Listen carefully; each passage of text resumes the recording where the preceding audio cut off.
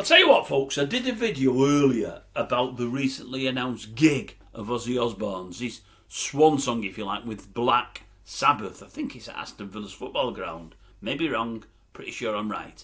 And I'm pretty sure it's in July. I didn't write it down because I'm not going to be going it. There was no need to. I was giving my thoughts as much as anything else and really sort of saying that I just can't see it coming off. It's only 4 or 5 months away, but I just can't see him making it. But what do I know? I might be wrong.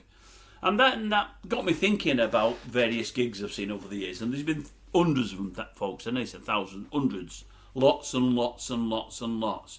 And for some reason, I concentrated on the worst I'd ever seen. Well, I know what the reason is. I seen something on YouTube today that shocked me. Well, no, it didn't shock me because I've seen bits of this person on YouTube over the last 18 months and they've concerned me. But today I was absolutely shocked. More of that in a moment. But no, I'll give you the worst gig I've ever seen. And before I do, let me just say this.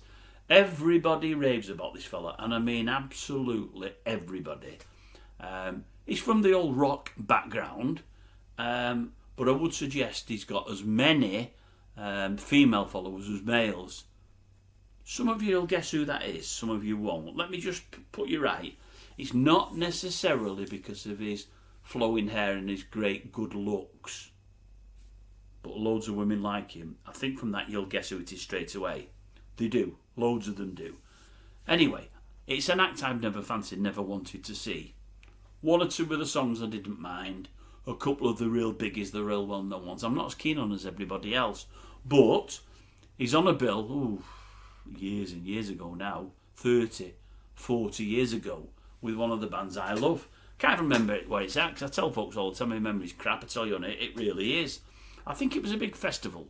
It may have been Donington, it may have been Nebworth.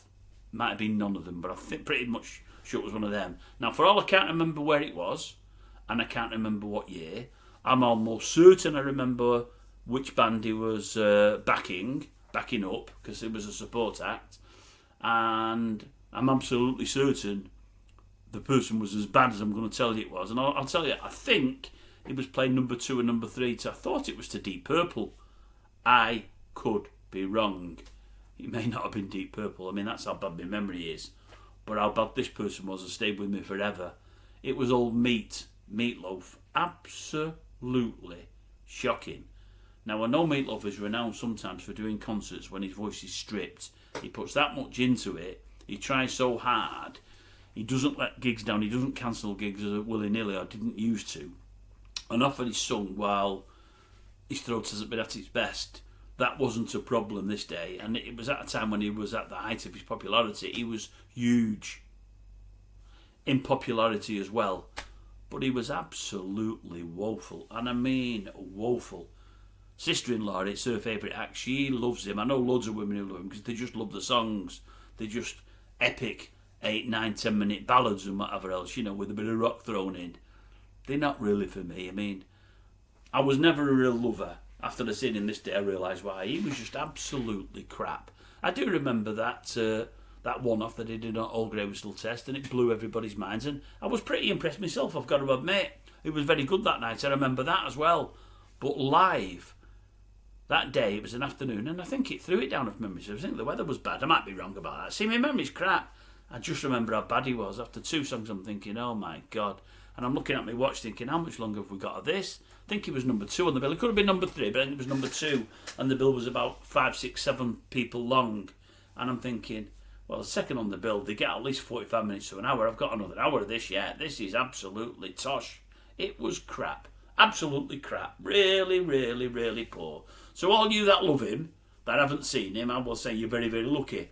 All of you that have seen him, that love him, I'd say, what were you listening to?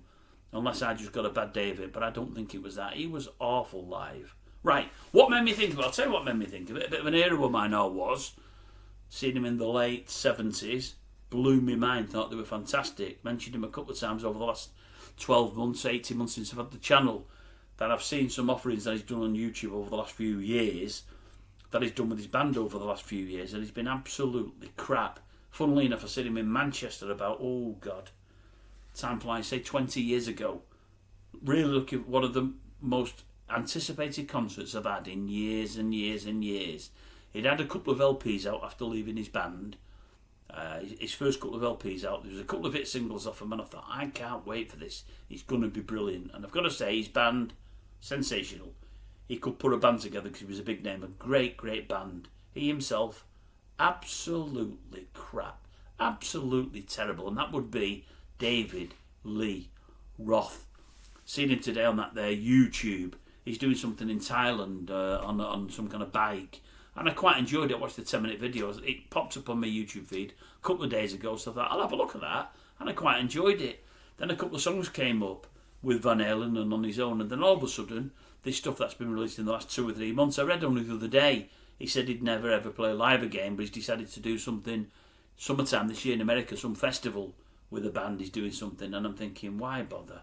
You've just lost it now. Your voice is completely gone.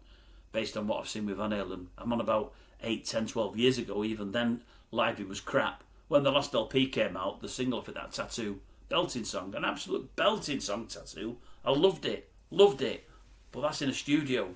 In a studio, he gets away with it. Live, crap. Completely gone. And I'm seeing stuff on YouTube today, and I'm thinking, these were only released 3 months ago. They must be pretty recent. It was awful. If you get a chance, go and watch it. He's doing Panama. He's got a band behind him and he's singing it properly. You don't see the band, so I'm guessing it's a tape. I don't know.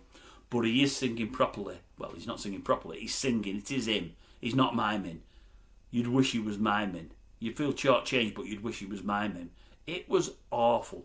Absolutely awful. And I'm thinking, you're just kidding yourself and you're conning folk. Why on earth would you go back out there when you can't sing anymore and charge people good money and just completely spoil the crap on your legacy?